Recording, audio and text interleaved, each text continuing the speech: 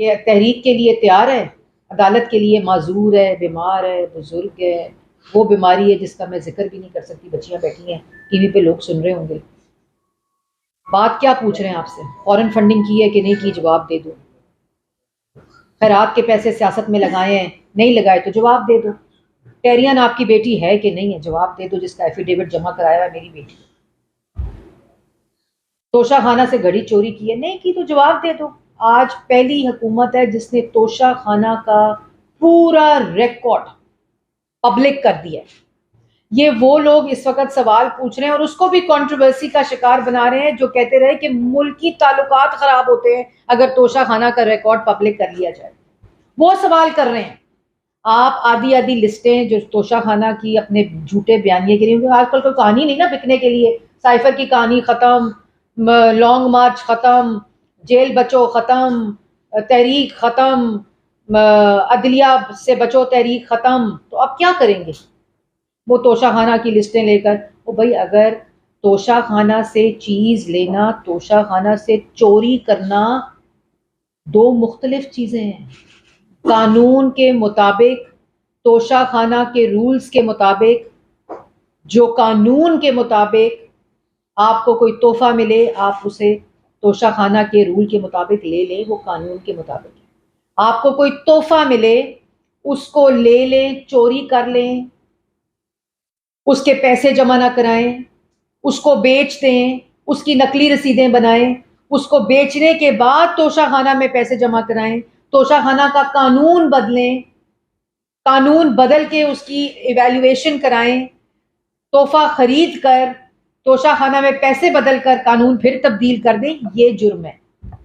توشہ خانہ سے چیز لینا اور توشہ خانہ سے چوری اور ڈاکہ ڈالنا اور توشہ خانہ میں ڈکلیئر نہ کرنا جرم ہے. اور اگر آپ نے یہ جرم نہیں کیا تو عدالت میں جواب دے دیں. کیوں نہیں جاتے عدالت؟ کیوں نہیں تلاشی کرتے؟ یہ جو ٹویٹر پہ بٹھائے ہوتے ہیں ٹرولز، جو ٹویٹر پہ تماشے اور جھوٹ بولنے کے لیے بندے بٹھائے ہوتے ہیں جو دن رات بول ہوتے ہیں، انہیں اپنی بھی لسٹ دے دینا عدالت والی کہ یہ میں نے ڈکلیئر کیے، اس وقت قانون یہ تھا، میں نے توشہ خانہ سے خانہ کعبہ کی گھڑی چوری کی تھی، میں نے اس کے پیسے توشہ خانہ میں جمع نہیں کرائے تھے، جب میں نے اس گھڑی کو بیچ دیا، نقلی رسیدیں بنوا لی، تب میں نے توشہ خانہ میں پیسے جمع کرائے. جب اس کا جو قانون تھا میں نے اپنی گھڑی خرید لی، اس کے بعد میں نے اس کا قانون بدل دیا. مدعا کلیئر، بات ختم. اور اگر آپ کو لگتا ہے کہ جو پبلک ہوا ہے ریکارڈ، یہ جرت مندانہ پبلک ریکارڈ کرنا، کیونکہ تلاشی ان لوگوں نے دیا جنہوں نے چوری نہیں کی تھی توشہ خانہ سے، انہوں نے پبلک کیا ریکارڈ کہ جی یہ ریکارڈ ہے، یہ تحفہ ہے، یہ قیمت ہے، اتنے پہ خریدی، نہیں خریدی تو یہ ڈپازٹ کی اور یہ ڈکلیئر.